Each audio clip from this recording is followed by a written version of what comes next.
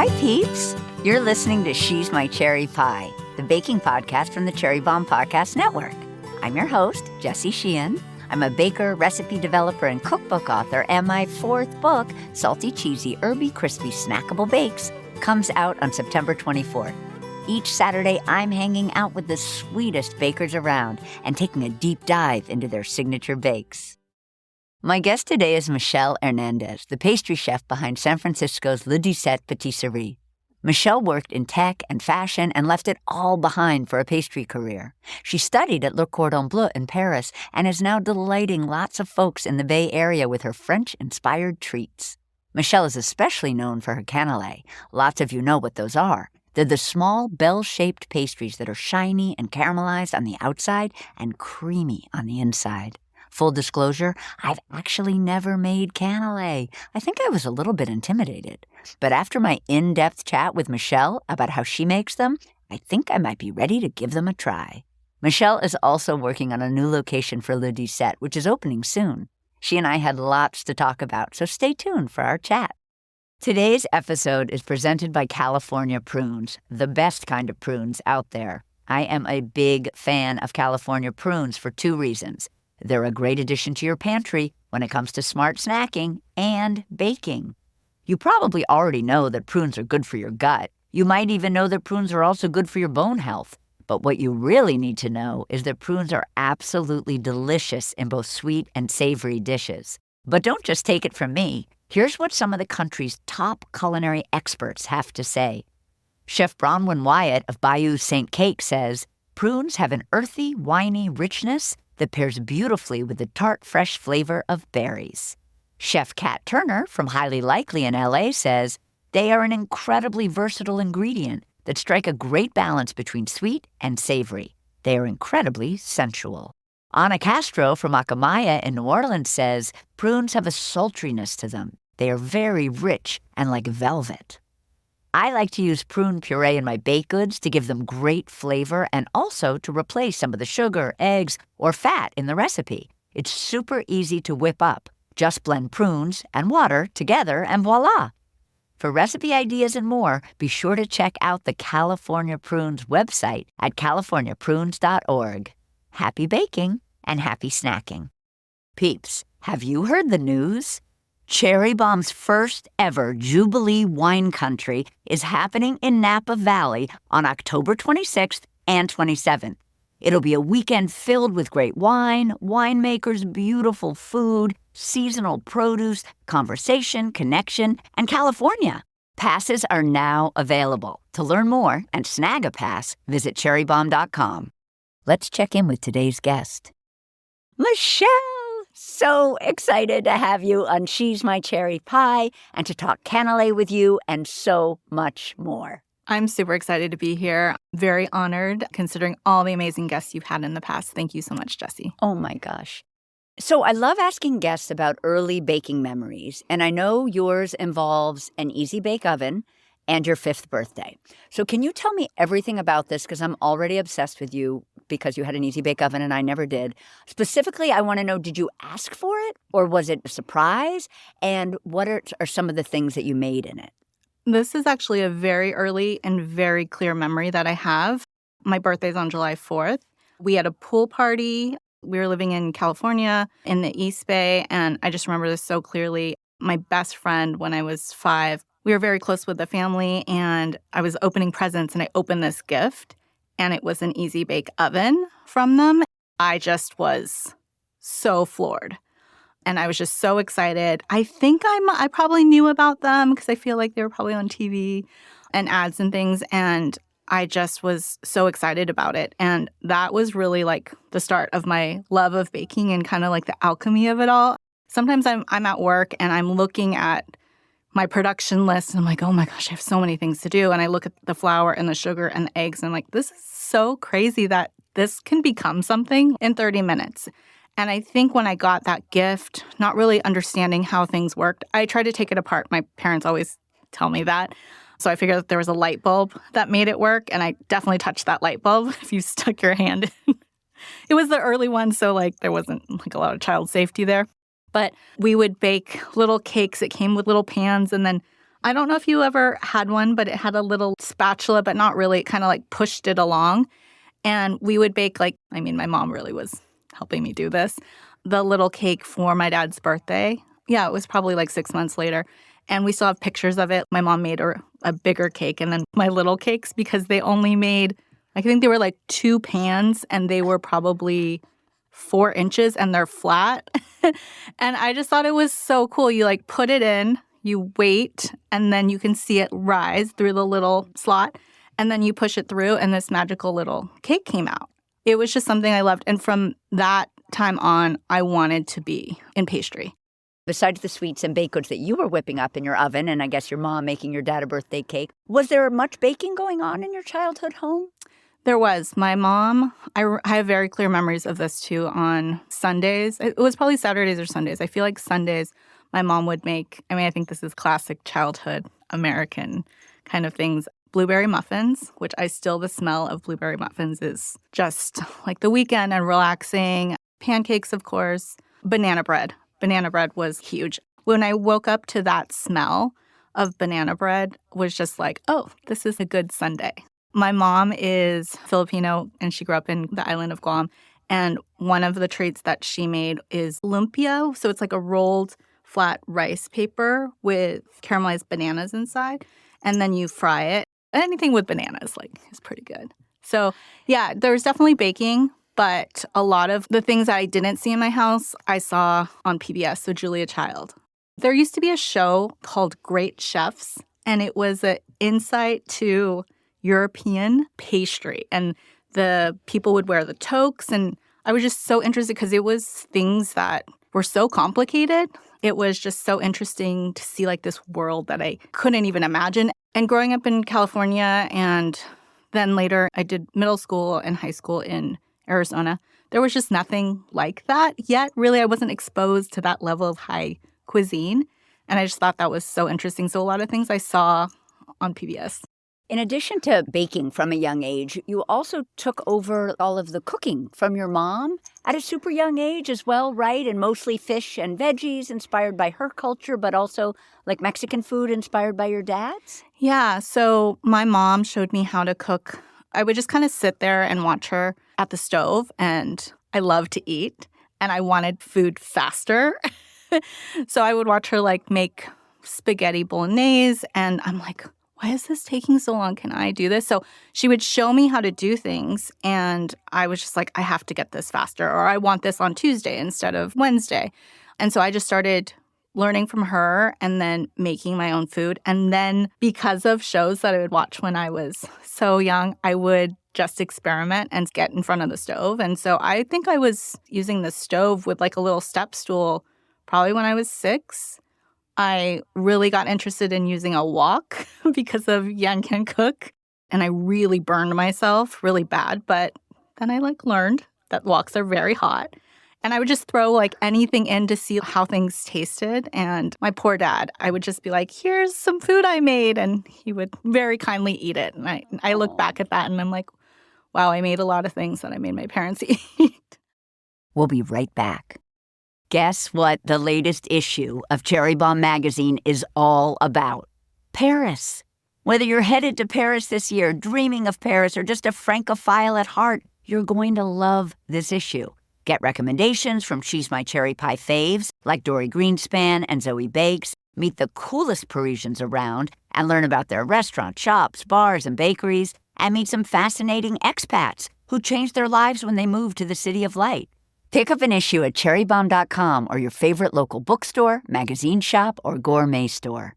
Places like Space 519 in Chicago, Wild Plum Books in St. Helena, California, and Yowie in Philadelphia. You can find a complete list of retailers at cherrybomb.com. And there's a special promo for the Bomb Squad running right now. Buy the Paris issue plus any Cherry Bomb subscription and get free shipping. Just add code PARIS at checkout. Now back to our guest. So you were a self-described PBS cooking show nerd when you were growing up and watching Jacques Pepin, Julia Child, and Yan Can Cook. And at 16, you brought this idea of attending culinary school to your parents.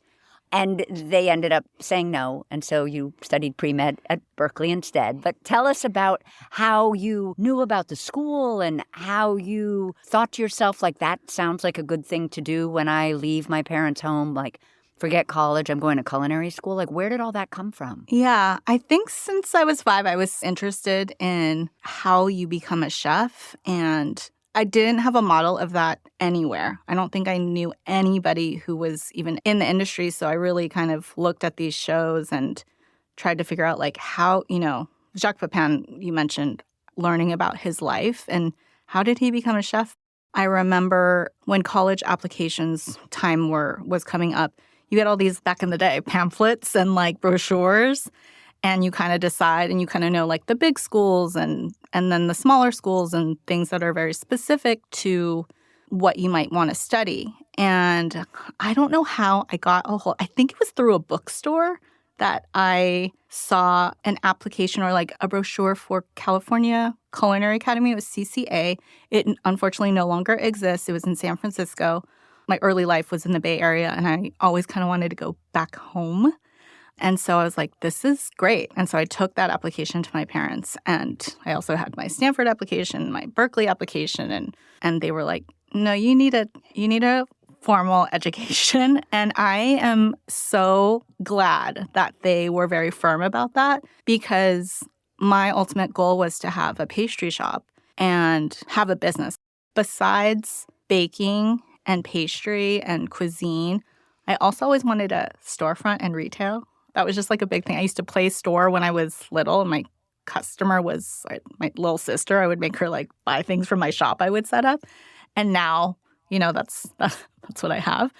You need so much business background to run any business, but especially in pastry and a small business. So I'm glad I had that, because that was going to school at UC Berkeley helped get me there.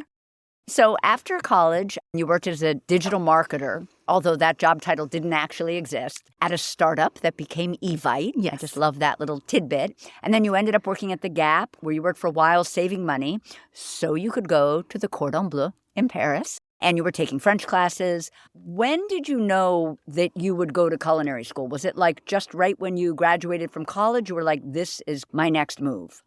No, I don't think it was right after, because once I was at Cal, I was like, I love this. I had a great experience at Cal, such a great education and great, it's known for being very radical. A lot of movements have come out of there, and I just really loved my experience. And so I got the opportunity to work at Evite. I am somebody who, if I'm interested in doing something, I will start on the ground floor. I literally had an opportunity to talk to the founders, and I was like, I'll do anything. I'll, like, clean the bathrooms, anything. I just really want this job and this opportunity.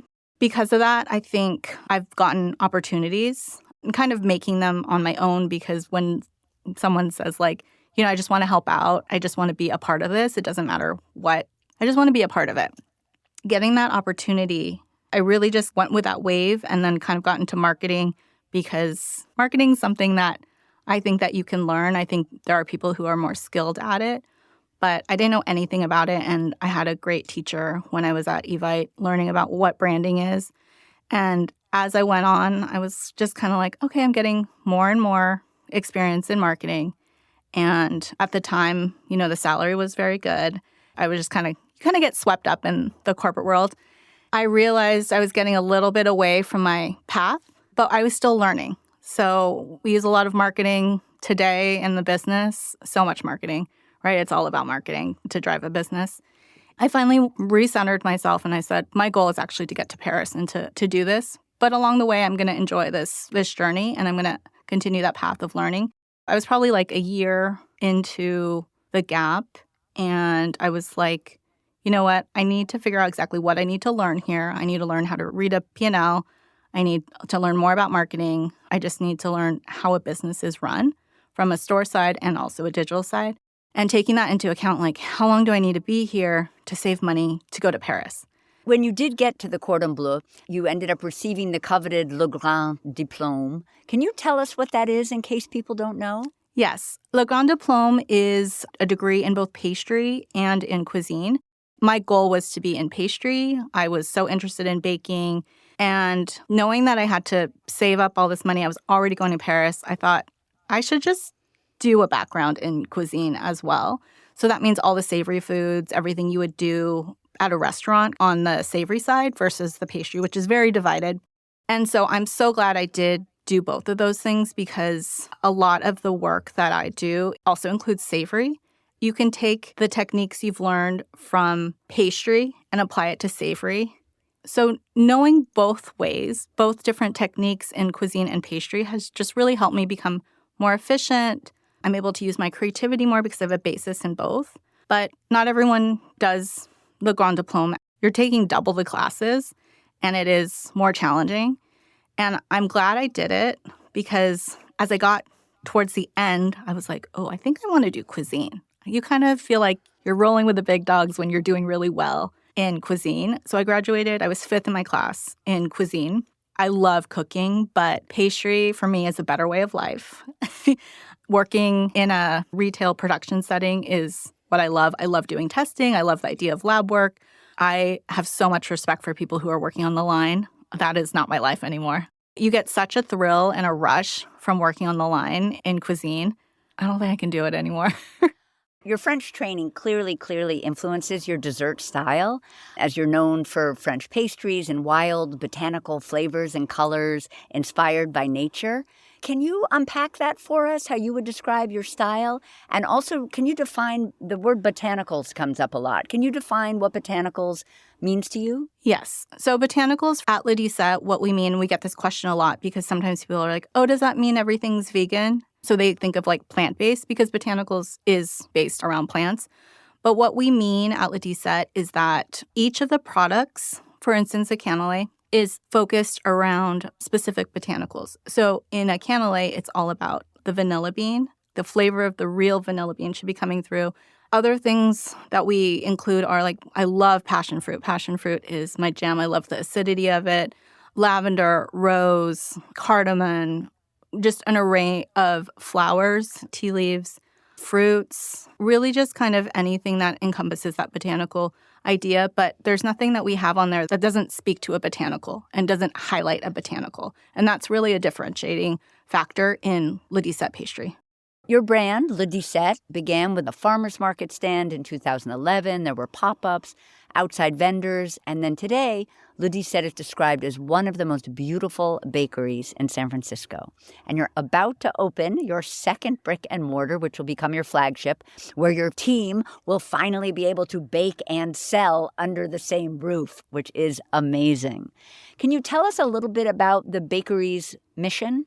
What we really are focused on, number one, is to provide excellent products that incorporate botanicals that bring people together.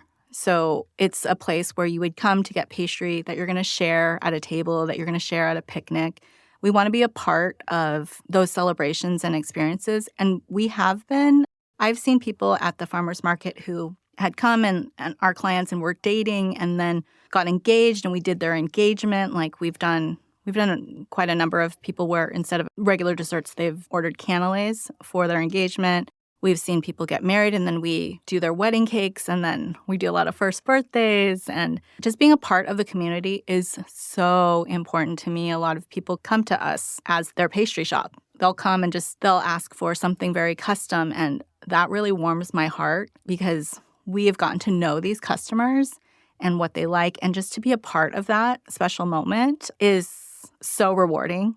So in addition to selling such deliciousness as brioche knots and focaccia and macaron and choux and gluten-free almond tarts and bespoke celebration cakes, you sell canelés, and we're going to talk about them. So first of all, why don't you describe one for us and for the listeners, just in case somebody's a little bit like, now, what's a canelé? Yes, we've definitely done a lot of education around canelés because we have them on the counter every day. And people often say, oh, what is that little chocolate thing? We set expectations. It is not chocolate. It is a very delicious pastry that is specific to Bordeaux. And it's baked in individual copper molds. And it has a very crunchy and crispy exterior that's super caramelized, very dark. And then on the inside, the flavor is vanilla bean and rum. with this amazing kind of like spongy bread pudding-like texture, but it's not oozy gooey. It's just the most interesting pastry, and people really love it. They come far and wide for our specific cannelé. I love canelés so much. I can't wait to taste one of yours. One of the interesting things about canelé, because it's such an unusual pastry, and a lot of its uniqueness comes from this unique or unusual ratio of ingredients. There is lots of liquid in a canelé, and it has these, like, as you said, these rich notes of rum and vanilla, also like burnt milk, but in the best way. I don't want that to sound negative at Yes. all, and sugar. And you have been working on your canelé recipe for 14 years, and you are literally the self-described canelé queen. Can you tell us why you love them so much, why they speak to you? Yes. Talk about alchemy and the description of bringing together these simple ingredients to create something that is so different. You could put these same ingredients together in different ratios, and you'll have a crepe or you'll have a cake. It just depends on how you're working it, on the technique you're using. And to me, that is complete magic. It's just wonderful. The other reason I really love them is I love what's called a French bake.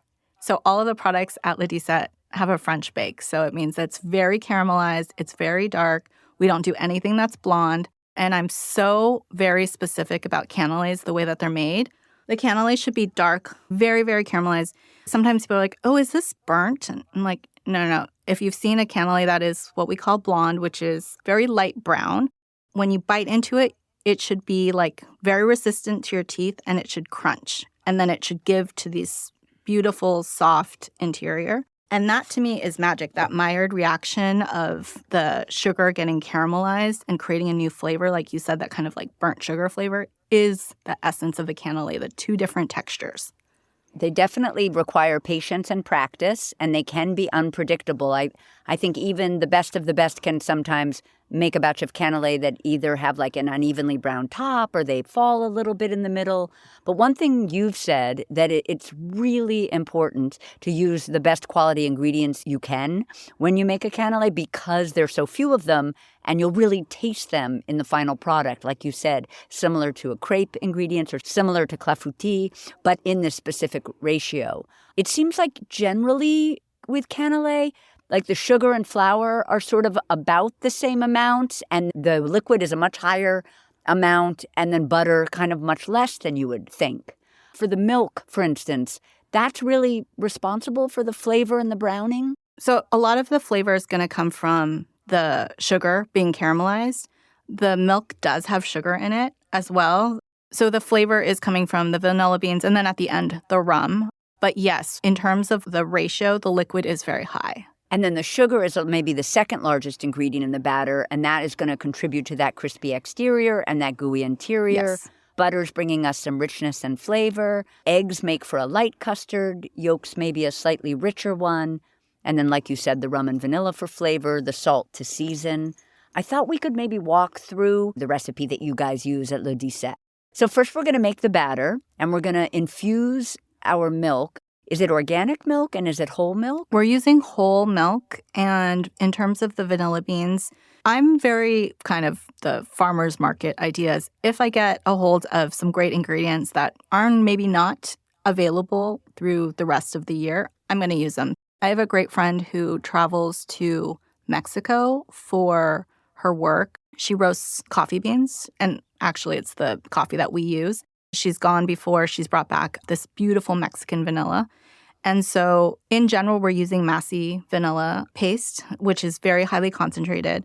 We use a lot of it. But if I can get a hold of really nice beans, I'll also include those beans and scrape them out and add the vanilla pod into the milk to infuse. So if you're using the Nielsen Massey paste, you'll just put the paste right into the milk. You don't buy beans from them and then use those. No, but we do additionally have beans. So we always have beans in the house because we're also flavoring sugar with them as well. And the smell of a fresh pod is amazing.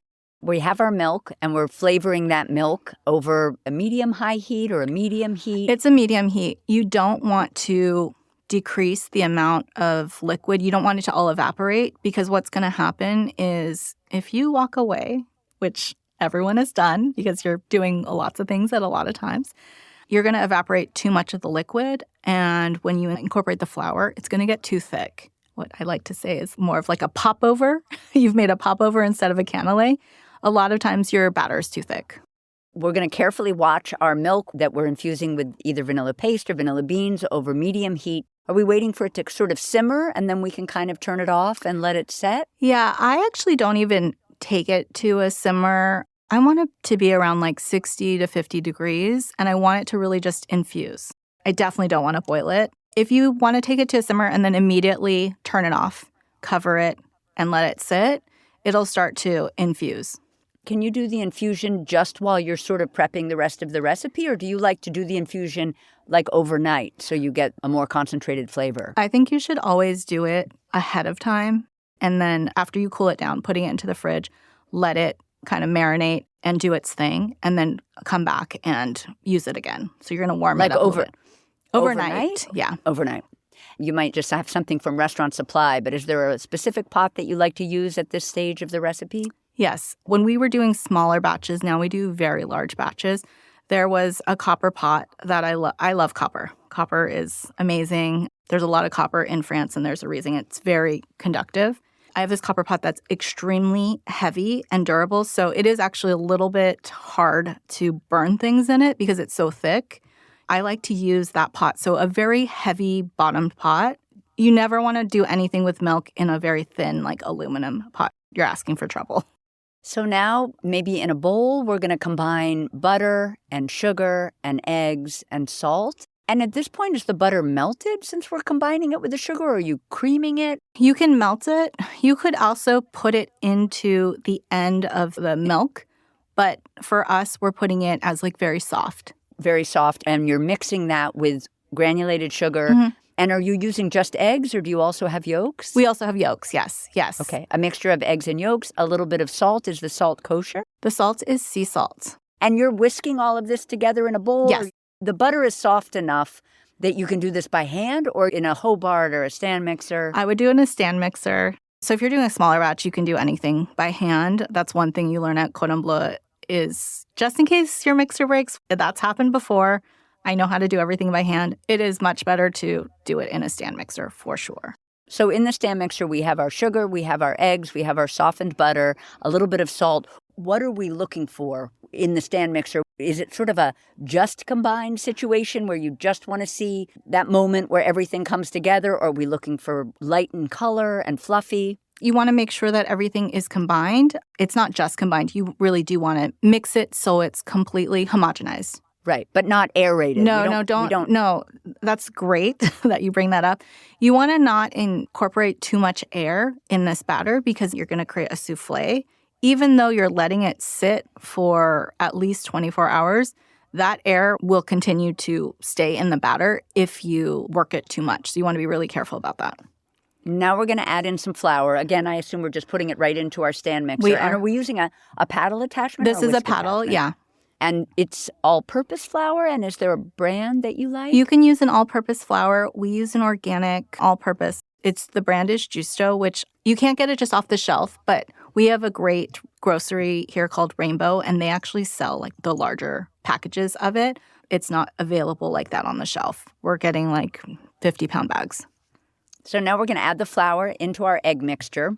On our stand mixer, I assume we're sort of just beating until combined. Yes. Maybe we even still see a streak of flour, and then by hand with a spatula, we fold that in. Correct. Just so we don't overmix. Then we're going to add in that infused milk. Yes. Which will hopefully, ideally, have rested in the fridge. Do you want it brought back a little bit warm or just brought back to room temp? Warm. Yeah, definitely Okay. warm, but not boiling at all. There's eggs in there, so you want to be really careful that you're not creating scrambled eggs. So we'll pour in our milk. Would we combine the flour first and then do the milk? Correct, yes.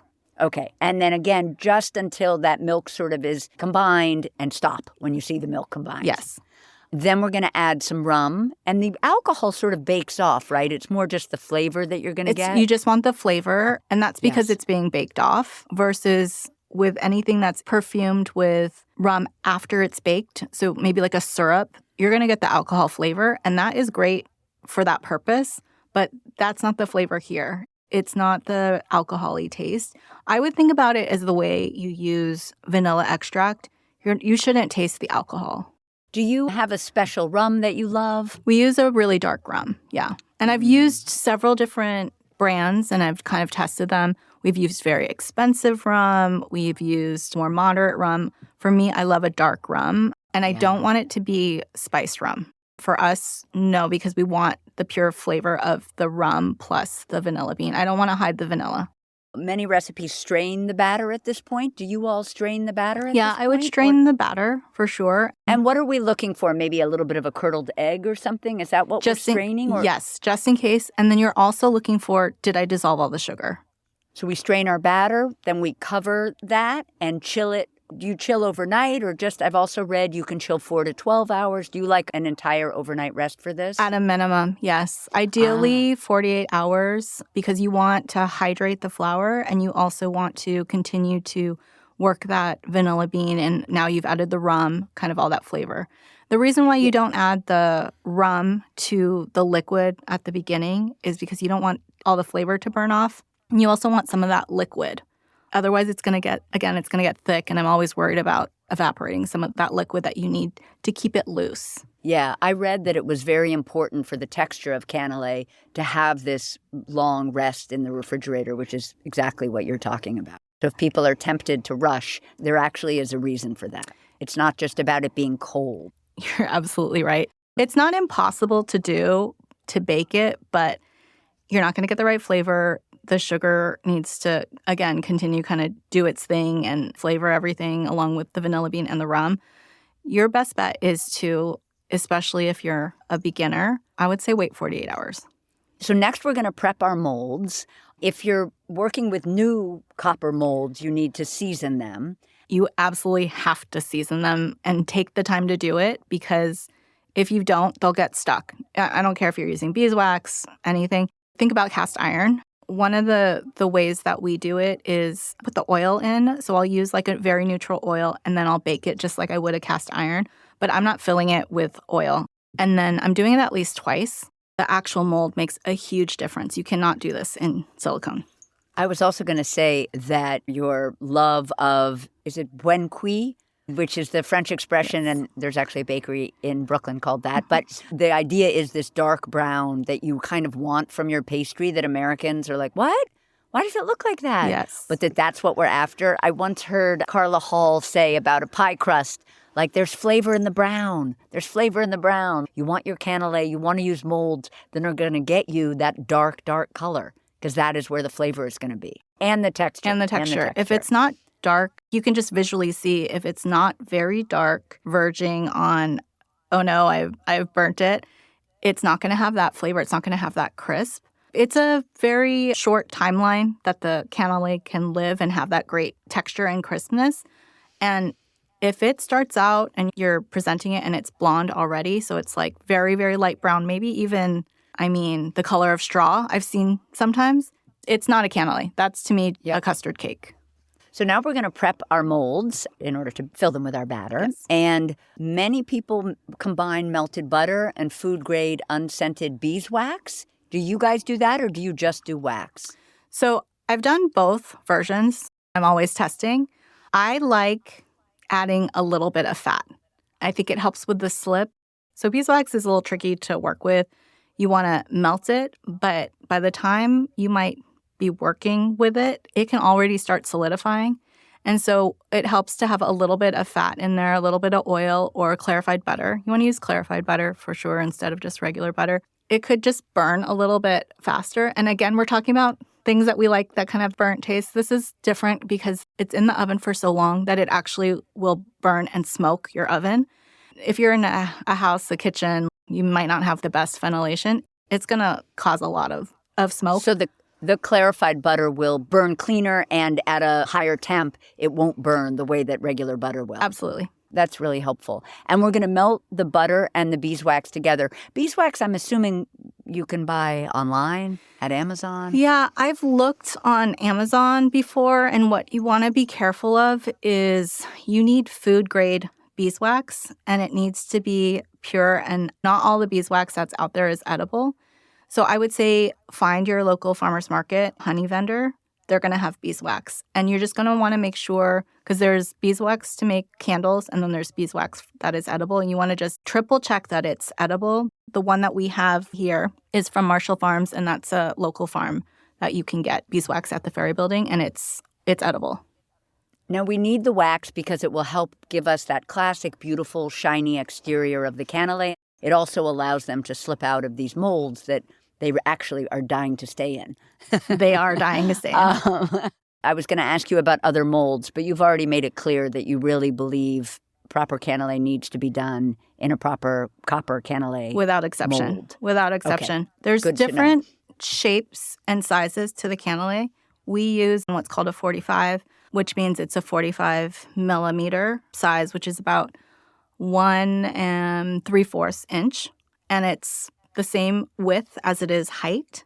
And so there's about 3 different types. There's like a mini one, so that one's smaller. That's like a 35. And then there's a larger one, which is a 55. I prefer the 45 because it's a great crust to interior ratio. And I like it to be 1 to 2 bites. The other one is, I just feel like it's kind of a lot. So we do have a larger one, and I use it for weddings. It's a nice kind of over the top. To me, that's an American-sized canelé. Yeah. So now we're going to heat the molds in like a 300-degree oven just to warm them before we brush them with butter and wax, or do you not do that? I actually don't do that. Okay. So I know that a lot of people do that. I think that's an extra step. So I'm all about, again, testing things. If you don't need to do it, you don't need to do it.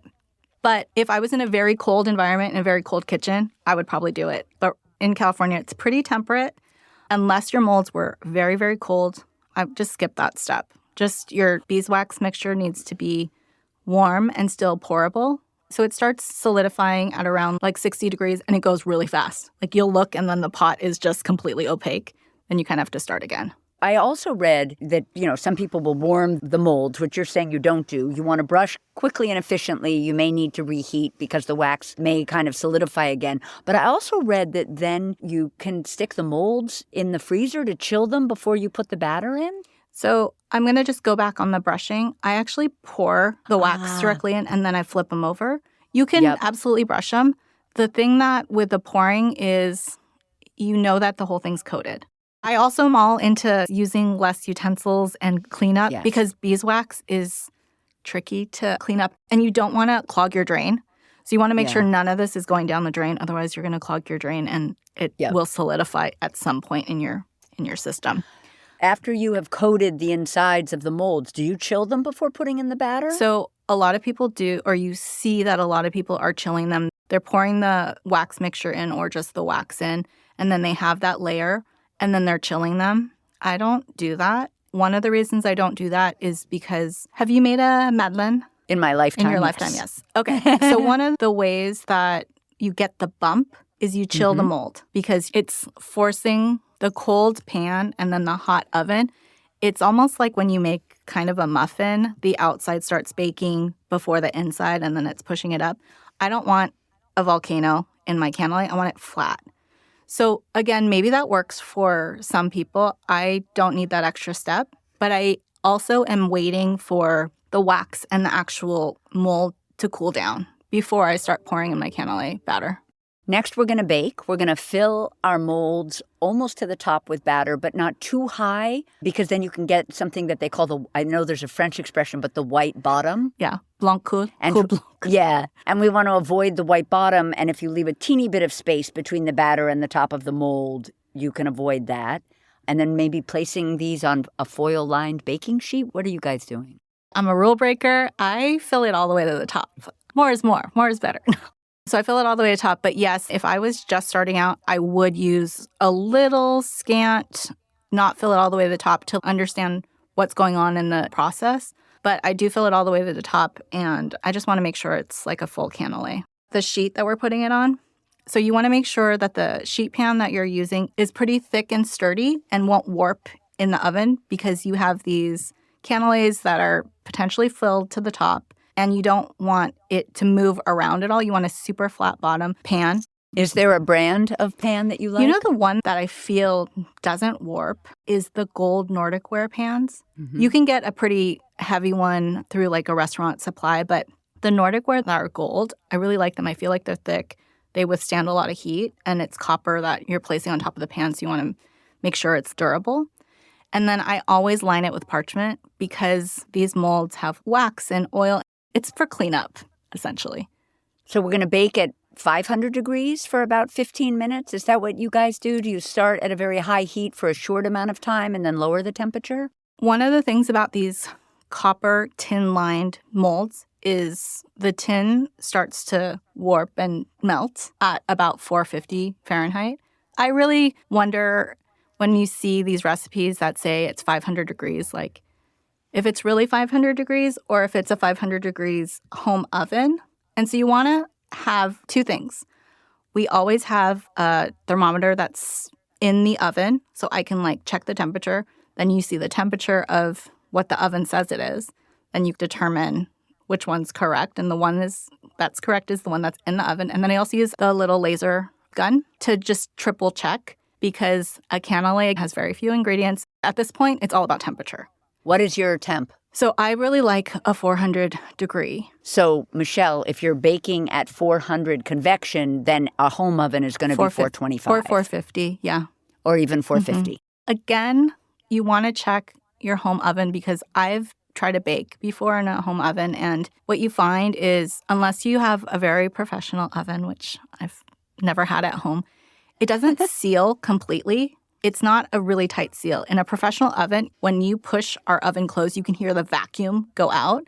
And that's one of the tricky things about canelés is you can have a great canelé very easily, I think, in a commercial oven. Much more challenging in a home oven. I get it, totally. And we're going to bake our canelé till the tops are almost black or very dark brown. Yeah. We do not open the oven. We make sure our oven is accurate because just like you said, if it's not high enough, you're not going to get that custardy interior. Correct. Don't open the oven, but I've baked in a lot of ovens where I can't see inside. And so I have had to open the oven, but I will not open the oven. I'll even put a sign on there that canelés are baking until we hit the 30-minute mark to take a peek at what's going on and maybe quickly turn it. But again, you have to move really fast. The pan is really hot. You have hot liquid in there. So you just want to be really careful if you do that. But ideally, you're not opening it all until it's done. You're looking for very dark, just like you said, tops, because that's all you can see. And what about typically, I know it probably depends, but typically about how long is it at 400 degrees? I would say you're baking at least an hour, maybe an hour and 10 minutes. So then you remove the molds and immediately remove the canelé from the molds as fast as possible? Immediately, yes. Yeah. I've seen recipes and examples where they use tongs to flip them over. This is a little tricky. I just use our torchon, our towel, to do it with my hands.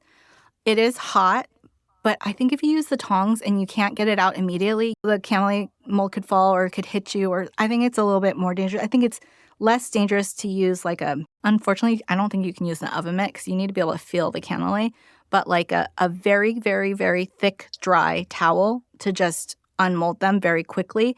And you don't want to keep them in the mold. Don't pull it out of the oven and then walk away because then you're going to start steaming them and you won't get them crispy. So get them out of the mold as soon as possible. Once we get them out of the molds, how long do we want to wait before we serve them? Do you wait till they're room temp or do you wait longer? I know you want to eat a canelé the day it was baked, ideally, correct? Yes. So at Le Dix-Sept, we only sell canelés the day that they're baked. And that is a hard, hard rule for us. We often have customers who come in and say, I'm having a party tomorrow. There's 30 people. We want 30 canelés. I'm going to pick them up today because I can't come in tomorrow. We will not sell them to them. We want them to have the right experience. And yes, do they taste good the next day, even if they're a little soft? Yeah, it's a pastry and it's sugar, of course. But what makes it so exceptional is that crust. And what's so interesting and delicate and why they are expensive is all of these things that we've talked about, all of these various steps that include having them the same day that they're baked. Yes. And then you wouldn't serve them warm. Do you wait till they're room temp and then serve them? We do serve them room temp. And the reason why, again, is a lot of people have said, can I have a canelé right out of the oven? And it's a cool experience, but the shell does not start forming until it's at room temp. So you want to make sure that it's at room temp. Otherwise, you're not going to give them the experience. You can start serving them when the crust forms, and you can tell, like today I baked them, and I could see that it was still a little bit warm in the center. And I was very tempted to just go for it and eat it, but you should wait. Thank you so much for chatting with me today, Michelle. And I just want to say that you are my cherry pie. Thank you so much, Jessie. Thank you for having me. That's it for today's show. Thank you to California Prunes for supporting this episode. Don't forget to subscribe to She's My Cherry Pie on Apple Podcasts, Spotify, or wherever you listen, and tell your baking pals about us. She's My Cherry Pie is a production of the Cherry Bomb Podcast Network and is recorded at CityVox Studio in Manhattan. Our producers are Carrie Diamond, Catherine Baker, and Elizabeth Vogt. Our associate producer is Jenna Sadu, and our content and partnerships manager is London Crenshaw. Thank you so much for listening to She's My Cherry Pie, and happy baking!